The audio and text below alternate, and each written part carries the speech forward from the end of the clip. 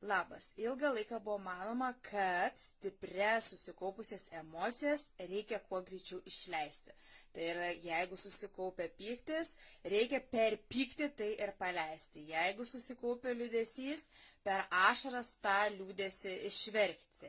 Bet naujausiais moksliniais tyrimais yra įrodyta, kad toks stiprus emocijų paleidimas niekur neveda, jeigu tai atliekama be tinkamos metodikos, o tiesiog išpykstant, išverkiant, nes taip mes smegenis tiesiog programuojame ir pripratiname ir toliau taip elgtis, vadinasi, stipriname šiuos veiksmus ir kai tik susiklosto kažkokia panaši situacija, ar tai eismo kely mus kažko sunervina, mes vėl sukeliam pyktį, parodom smegenim, kad tai yra normalus procesas ir jos mokinasi tą nuolat daryti. Kažkas atsitinka ne pagal mus, mes verkiame ir mokiname smegenis kiekvieną kartą į tą situaciją būtent reaguoti verkimu.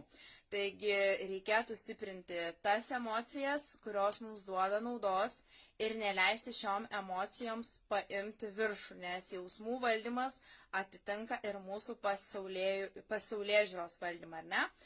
Mūsų emocijos visos ir nulėmė, ką mes matome aplinkui.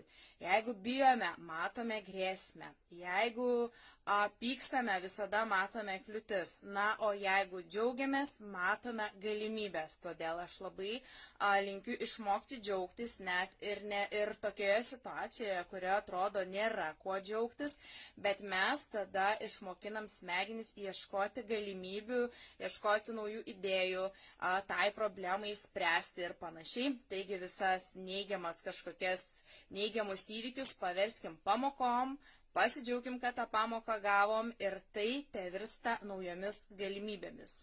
Tai va šiandien tuo ir norėjau su jumis būtent pasidalinti.